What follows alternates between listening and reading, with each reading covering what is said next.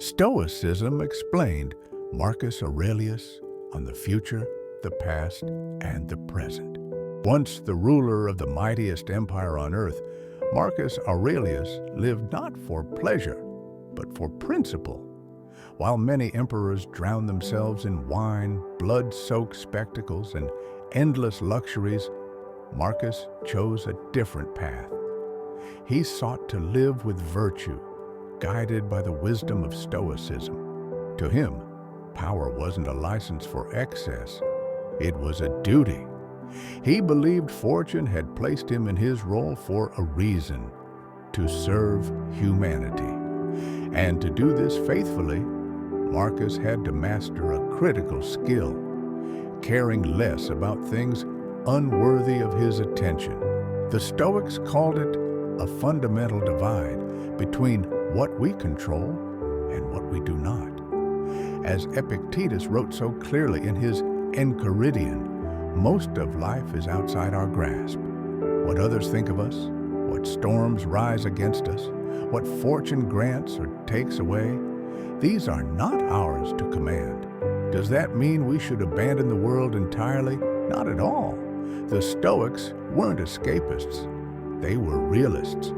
They taught that by clinging to things beyond our reach, we hand over our peace of mind to invisible puppeteers. And then, when life hurts, we blame them, not realizing that we gave them the strings. But when we stop caring about what isn't ours to control, their power dissolves. We're no longer disturbed. For Marcus Aurelius, this meant surviving the crushing weight of the empire. For Epictetus, it meant absolute freedom. And for us, it could mean a life of clarity, focus, and calm. So, when life hurts, the question becomes, what should we stop caring about? And how do we let go? This video is a journey through Marcus Aurelius' reflections on caring less, dividing them into three realms: the future, the past, and the present. The future.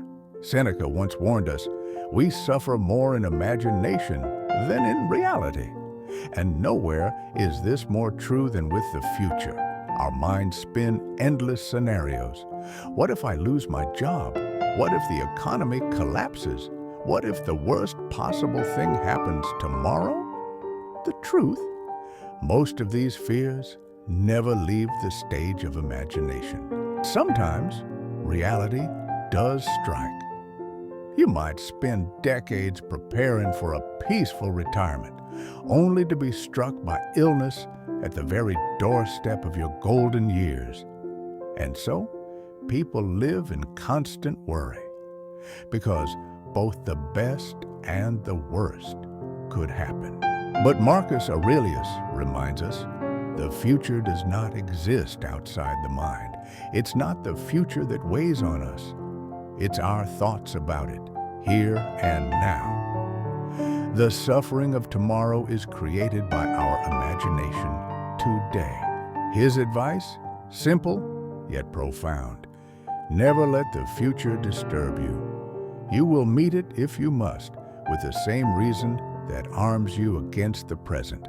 This attitude echoes the spirit of amor fati, a love of fate. Not blind optimism, but confidence that whatever comes, you'll meet it with the strength you already possess. The past. Marcus often reflected on how quickly life passes. The past vanishes into the infinite, untouchable, unreachable. Like the future, it lies beyond our control. He wrote, "Man lives only in the present, in this fleeting instant. All the rest is either past and gone or not yet revealed." And yet, how often do we chain ourselves to the past, reliving old wounds, regretting choices, wishing we had done differently? But what is this except wishing for the impossible? We cannot step back in time. Even our memories deceive us, reshaped, distorted, incomplete. So why give them such power? Marcus Aurelius Believe the past is neither good nor bad in itself. What matters is our response. We cannot control what has happened, but we can control the meaning we assign to it.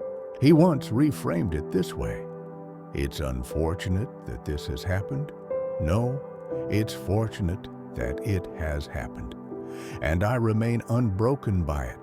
The past, then, is a training ground, a source of rhythm, of lessons, of patterns we can learn from.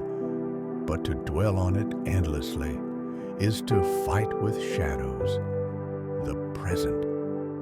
And so we arrive at the only real place we can live, the present moment. It's narrow, fleeting, and precious.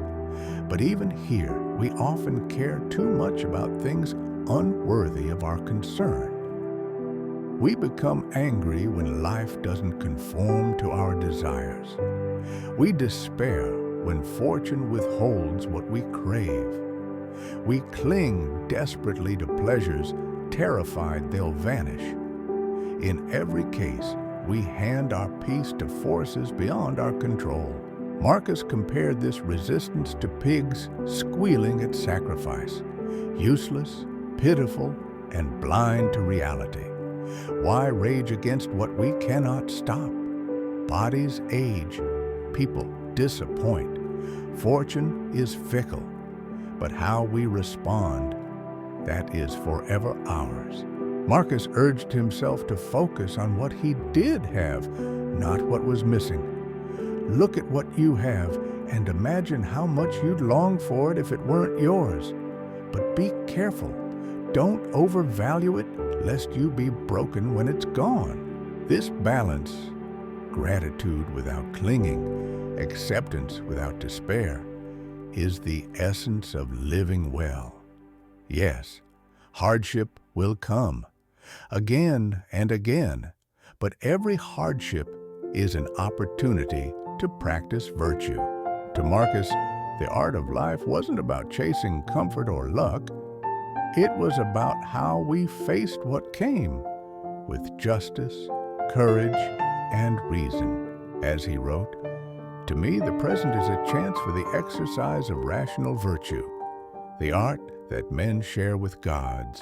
So, the lesson is clear.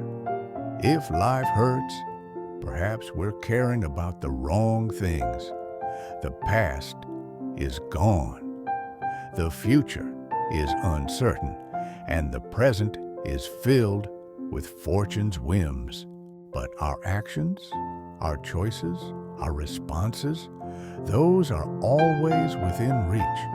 And when we care most about what is truly ours, nothing and no one can steal our peace. Thank you for watching. If you found wisdom in Marcus Aurelius' words, imagine what more awaits us as we explore the depths of Stoic philosophy together. This is just one step on the path of the inner citadel, the fortress within that no storm of life can breach. So, if you're ready to build your own citadel of strength and clarity, hit subscribe, join our growing community, and continue this journey with us. Because the greatest battles are not out there, but in here.